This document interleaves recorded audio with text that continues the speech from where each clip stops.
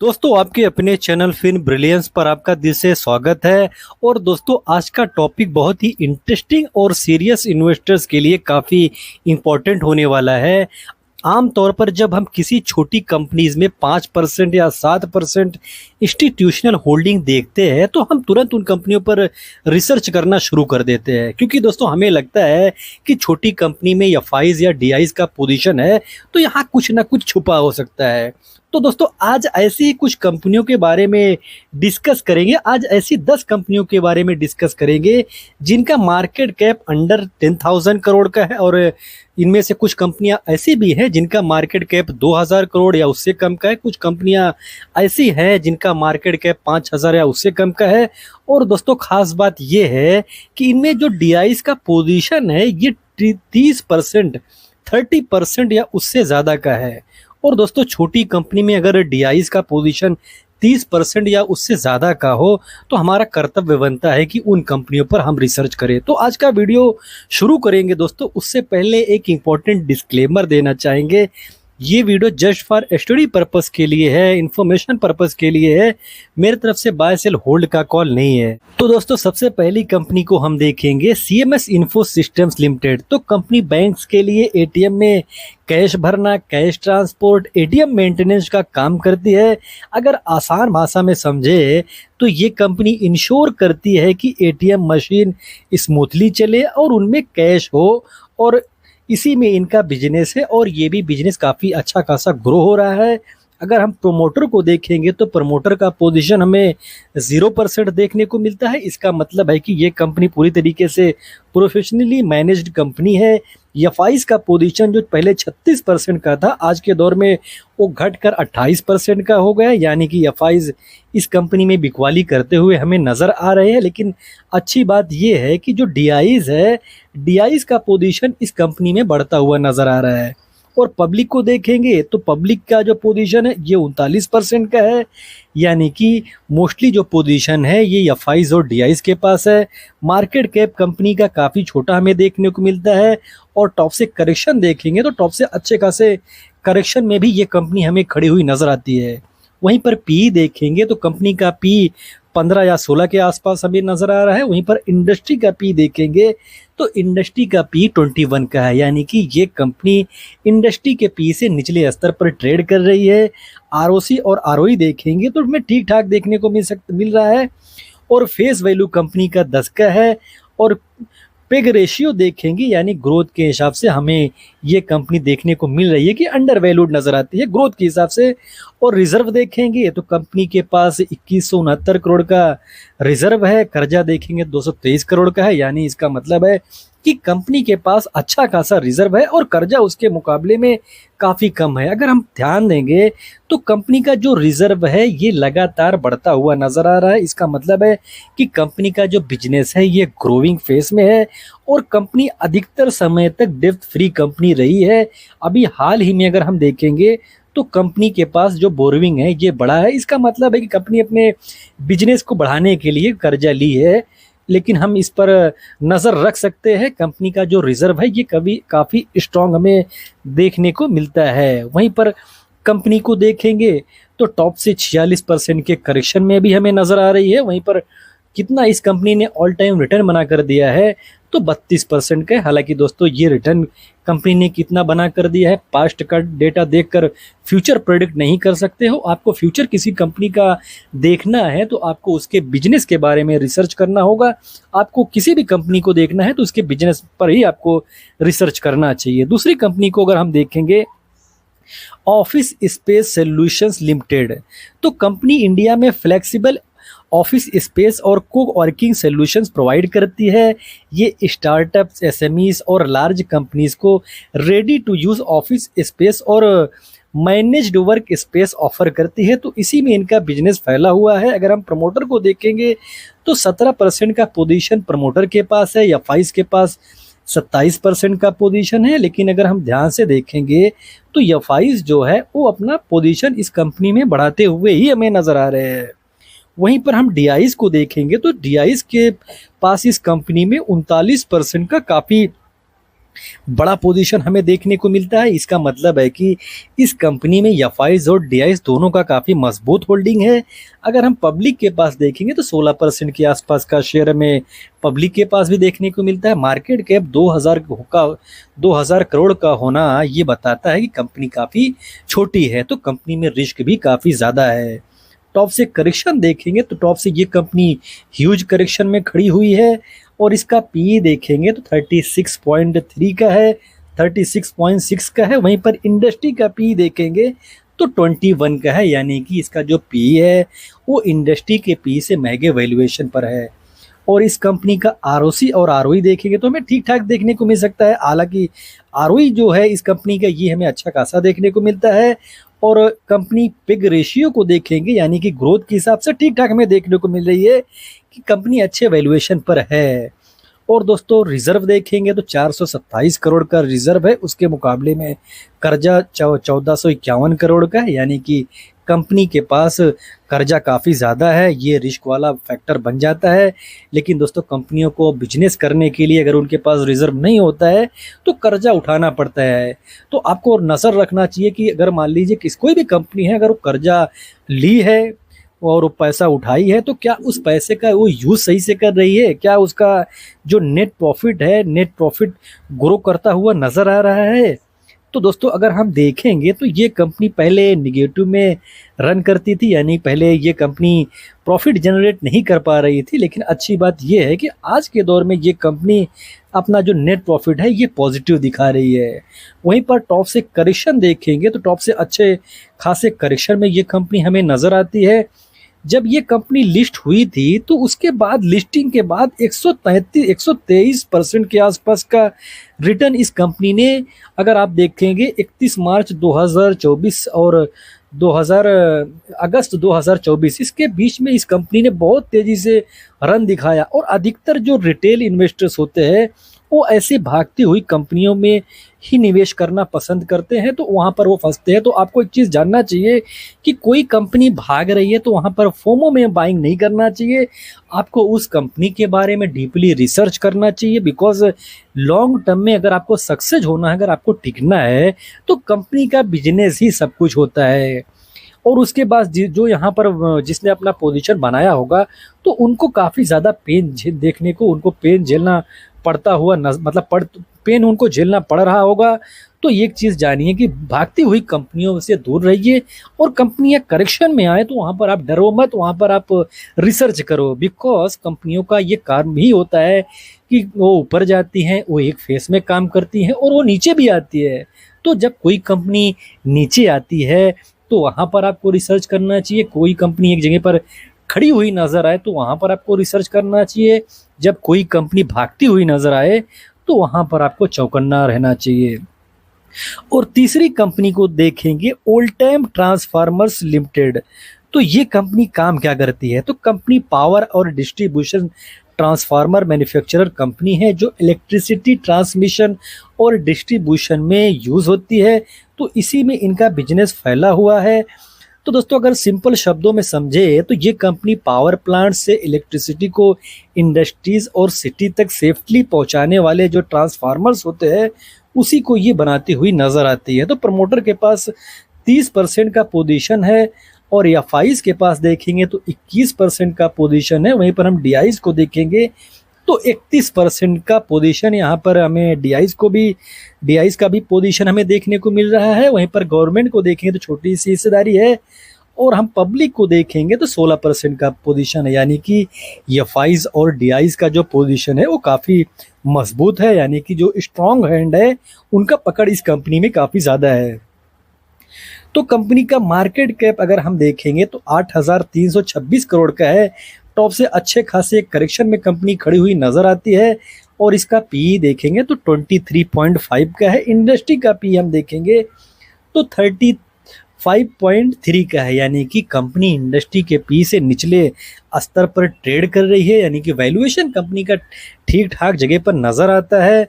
और आरओसी और आरओई देखेंगे ये काफ़ी स्ट्रांग नज़र आता है। ये पॉजिटिव संकेत है कंपनी का कि कंपनी जो अपना पैसा बिजनेस में लगा रही है, जो निवेशकों का पैसा बिजनेस में लगा रही है, वहाँ से अच्छा खासा ये कंपनी इनकम कर जनरेट करती हुई नजर आ रही है। वहीं पर ग्रोथ के हिसाब से अगर हम देखेंगे, पिग रेशियो के हिसाब से देखेंगे तो कंपनी हमें अंडर वैल्यूड देखने को मिल रही है। रिजर्व कंपनी के पास 1635 करोड़ का होना और कर्जा 1 करोड़ का होना ये बताता है कि कंपनी के पास स्ट्रॉन्ग रिजर्व है और कर्जा उसके मुकाबले में ना के बराबर है। तो किसी भी कंपनी के पास अगर 1600 करोड़ के आसपास का रिजर्व होगा, 1 करोड़ का कर्जा होगा, तो हम उसको पूरी तरीके से डेब्ट फ्री कंपनी मान सकते हैं। तो इसका नेट प्रॉफिट देखेंगे तो जो नेट प्रॉफिट है यहाँ पर भी हमें ग्रोथ देखने को मिलता है, ये भी एक अच्छी बात इस कंपनी के लिए बन जाती है। और टॉप से करेक्शन देखेंगे तो टॉप से ये कंपनी बड़े करेक्शन में है। 41% का करेक्शन कोई कंपनी दिखाती है, 41% से ज़्यादा का करेक्शन दिखाती है, तो वहाँ पर हमें रिसर्च करना चाहिए, वहाँ पर हमें डरना नहीं चाहिए। तब नहीं डरना चाहिए जब उसका जो बैलेंस शीट हो वो नीट एंड क्लीन नज़र आए, जिसमें एफआईज और डीआईज का बड़ा पोजीशन नज़र आए। अगर वो एक जगह पर काम करती हुई नज़र आए तो हमें वहाँ पर डरना नहीं चाहिए। तो हम इसको देखेंगे, पिछले काफ़ी समय से ये कंपनी एक ही दायरे में काम कर रही है, तो हम इस कंपनी पर नज़र रख सकते हैं, हम इस कंपनी पर रिसर्च कर सकते हैं। बिकॉज कंपनी का जो कारोबार है ये काफ़ी इंटरेस्टिंग हमें नज़र आता है। वहीं पर दोस्तों अगली कंपनी को हम देखेंगे, मेट्रोपोलिस हेल्थ केयर लिमिटेड। तो ये कंपनी काम क्या करती है? तो कंपनी एक लीडिंग डायग्नोस्टिक लैबोरेटरी चेन है जो blood test, medical testing services, मतलब इसी सारे सेगमेंट में ये कंपनी फैली हुई है। ये इंडिया के साथ साथ south Asia, Africa, middle east में भी अपने डायग्नोस्टिक्स सेंटर ऑपरेट करती हुई नज़र आती है। तो हम इस कंपनी पर भी रिसर्च कर सकते हैं। प्रमोटर के पास 48% का पोजीशन है, एफआईज के पास 11% का पोजीशन है। वहीं पर डीआईज को देखेंगे, जिसके बारे में आज हम ये वीडियो बना रहे हैं, कि जिसमें डीआईज का जो पोजीशन हो वो 30% से ज़्यादा का हो, तो इसमें भी हम डीआईज को देखेंगे तो 34% से ज़्यादा का जो पोजीशन है वो डीआईज के पास है। वहीं पर पब्लिक के पास इसमें देखेंगे तो बहुत ही छोटी हिस्सेदारी है, तो हम इस कंपनी पर भी नज़र रख सकते हैं। अगर आपको वीडियो इन्फॉर्मेटिव लग रहा है, चैनल को अभी तक आपने सब्सक्राइब नहीं किया है तो सब्सक्राइब ज़रूर कर लीजिए। और दोस्तों इसका मार्केट कैप हम देखेंगे तो अंडर 10,000 करोड़ का मार्केट कैप है, यानी कि छोटी कंपनी है। टॉप से अच्छे खासे करेक्शन में नज़र आ रही है, लेकिन बहुत ज़्यादा करेक्शन नहीं हुआ है। वहीं पर इंडस्ट्री, इसका कंपनी का पी 55 के आसपास का है, इंडस्ट्री का पी 35 का है, यानी कि कंपनी का जो वैल्यूएशन है ये इंडस्ट्री के पी से ज़्यादा का है। ये बताता है कि हमें यहाँ पर सतर्क रहना चाहिए। बिकॉज दोस्तों अगर कोई भी कंपनी इंडस्ट्री के पी से ज़्यादा पर उसका ट्रेड करती हुई नज़र आए तो वहाँ पर थोड़ा सा रिस्क तो बन ही जाता है। हालांकि उस कंपनी का ग्रोथ कैसा है, कई सारे चीज़ें होते हैं जो जिस पर हम नज़र रख सकते हैं, लेकिन ये नज़रअंदाज नहीं कर सकते हैं। वहीं पर आरओसी आरओई देखेंगे तो ओके बोल सकते हैं, फेस वैल्यू 2 का है। पिग रेशियो के हिसाब से निगेटिव देखने को मिल रहा है, तो एक कंपनी के लिए अच्छी बात नहीं है। रिजर्व के मुकाबले में कर्जा काफ़ी कम है, तो ये एक अच्छी बात इस कंपनी के लिए बन जाती है। वहीं पर कंपनी का ग्रोथ देखेंगे तो जो कंपनी का ग्रोथ है तो ग्रोथ कंपनी कर रही है, लेकिन बहुत तेजी से ग्रोथ इस कंपनी में हमें देखने को नहीं मिल रहा है। टॉप से अच्छे खासे करेक्शन में भी कंपनी खड़ी हुई हमें नजर आती है। तो V Mart retail India limited अगली कंपनी को हम देखेंगे तो ये कंपनी काम क्या करती है? तो दोस्तों ये जो कंपनी है इंडिया में जो वैल्यू रिटेल चेन होते हैं वो उसी में इनका मतलब काम है, और ये जगह जगह पर स्टोर्स ओपन करती है जहां अफोर्डेबल प्राइस पर क्लॉथिंग और डेली यूज जो प्रोडक्ट होते हैं वो इनके स्टोर्स पर मिलते हैं। तो ये मेनली टियर 2 टियर 3 जो सिटीज़ होती है वहाँ पर ये अपने रिटेल स्टोर्स के थ्रू आउट कस्टमर को budget friendly shopping option provide करती हुई नज़र आती है। और जो ये बिजनेस है, ये बिजनेस काफ़ी एक ऐसा बिजनेस है जिसको हम कभी भी नज़रअंदाज नहीं कर सकते हैं। बिकॉज दोस्तों जो ये बिजनेस है ये काफ़ी स्ट्रॉन्ग माना जाता है। वहीं पर हम प्रमोटर का होल्डिंग देखेंगे तो 44% का हमें देखने को मिलेगा, 17% एफआईज है। लेकिन अगर हम डीआईज को देखेंगे तो 32% का पोजीशन यहाँ पर डीआईज का है, यानी कि डीआईज का मजबूत पकड़ है। और पब्लिक को देखेंगे तो 6% का पोजीशन पब्लिक के पास है। मार्केट कैप काफ़ी छोटा, अंडर 5,000 करोड़ का मार्केट कैप है। टॉप से बड़ा करेक्शन दोस्तों इस कंपनी में हमें देखने को मिला है, और 38 के आसपास इस कंपनी का पी है। वहीं पर अगर आप इंडस्ट्री का पी देखेंगे तो ये 40 का है, यानी कि अपने इंडस्ट्री के पी के आसपास ये कंपनी ट्रेड कर रही है। आरओसी आरओई हम देखेंगे तो बहुत ज़्यादा देखने को नहीं मिलेगा। ग्रोथ के हिसाब से हमें महंगे वैल्यूएशन पर कंपनी दिखेगी। और रिजर्व देखेंगे, कर्जा देखेंगे तो काफ़ी, रिजर्व के मुकाबले में कर्जा काफ़ी ज़्यादा। इसका मतलब है दोस्तों, एक चीज़ जानेंगे, जो ये बिजनेस होता है, यहाँ पर स्टोर ओपन करने के लिए काफ़ी पैसा लगाना पड़ता है। तो ऐसे में ये कंपनियाँ पैसा कहीं ना कहीं से उठाती हैं, तो उसी से अपना स्टोर ओपन करती हैं, अपना एक्सपेंशन करती हैं, तो जो इनका बोरोविंग रहता है ये बढ़ जाता है। और नेट प्रॉफिट देखेंगे तो नेट प्रॉफिट में हमें ग्रोथ देखने को मिलता है, लेकिन ऐसा नहीं कि बहुत ज़्यादा कंसिस्टेंसी है। बिकॉज हम देखेंगे तो कभी कभी इनका जो रिजल्ट आता है ये निगेटिव भी आता है। तो ये चीज़ जानिए कि इसमें ग्रोथ तो हमें देखने को मिल रही है, लेकिन कभी कभी गिरावट भी होती है, निगेटिव भी इसका रिजल्ट आता है। तो ये एक रिस्क वाला फैक्टर बनता है। टॉप से बड़ी करेक्शन में आज के दौर में ये कंपनी खड़ी है, तो हम इस कंपनी को मतलब इस कंपनी पर हम नजर रख सकते हैं, इस कंपनी पर हमें स्टडी जरूर कर सकते हैं।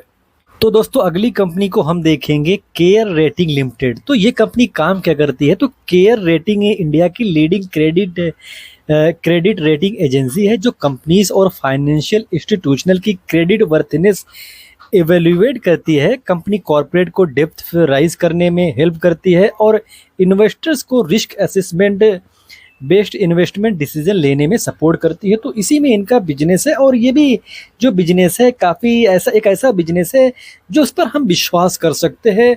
और जो ये बिजनेस है ये काफ़ी स्लो करता है, ग्रो करता है, ये भी चीज़ आप ध्यान दीजिए।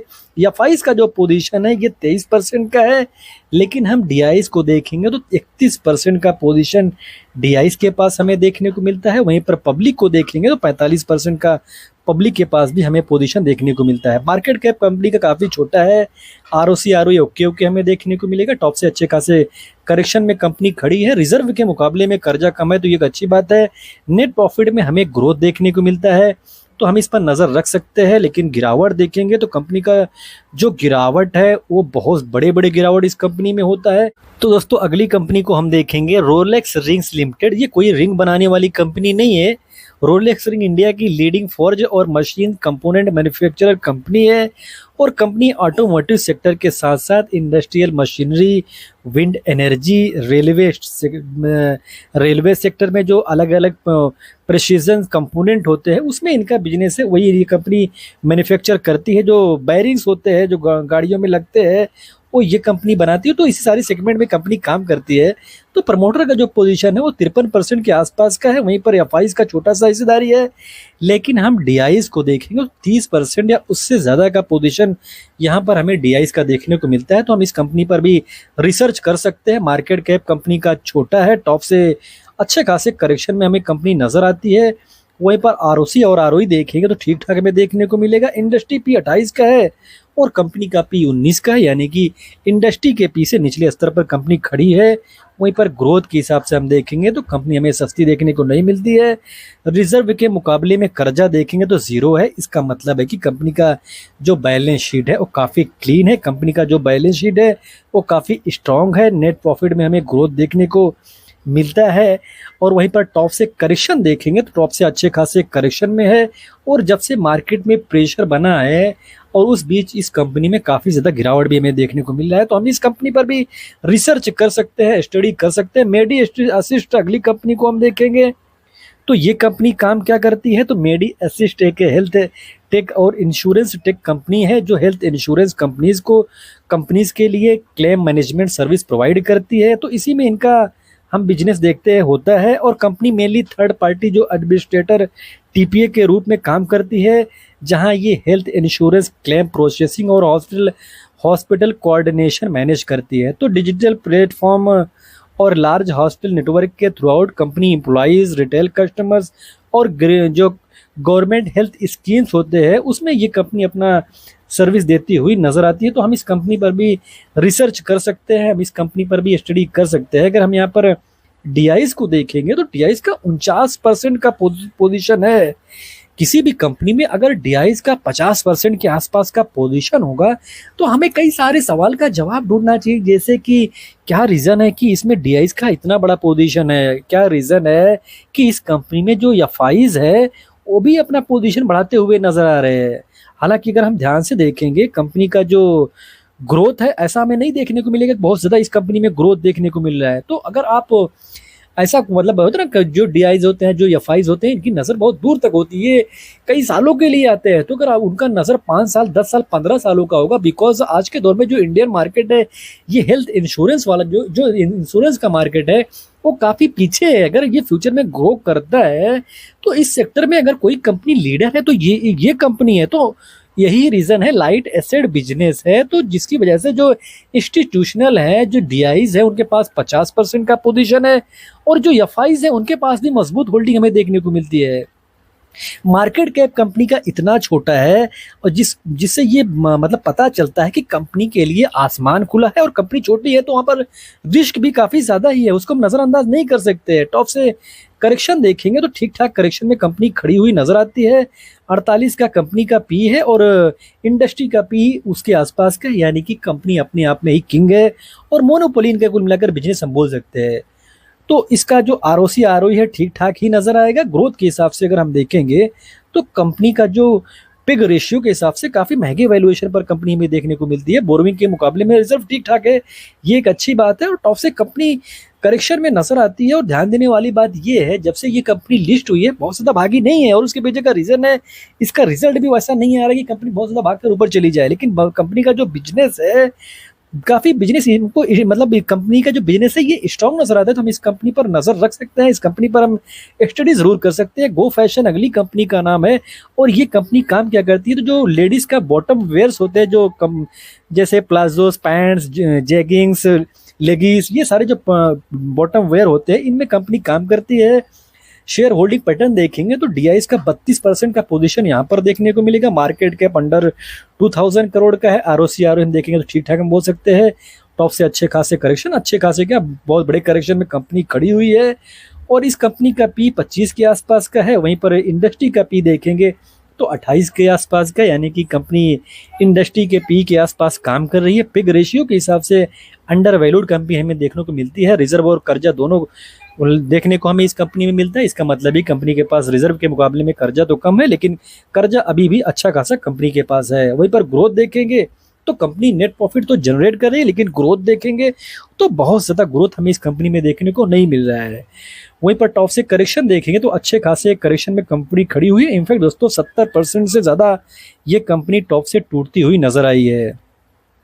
और अगली कंपनी को हम देखेंगे टीम लीज सर्विसेज लिमिटेड। तो ये कंपनी काम क्या करती है, तो इसका अगर हम बिजनेस देखेंगे तो जो ये कंपनी है ये क्या करती है, तो जो जनरल स्टाफिंग्स का बिजनेस होता है, स्पेशलाइज्ड स्टाफिंग, एचआर सर्विसेज, तो ये जो सारे सेक्टर होते हैं इसी में इनका बिजनेस होता है।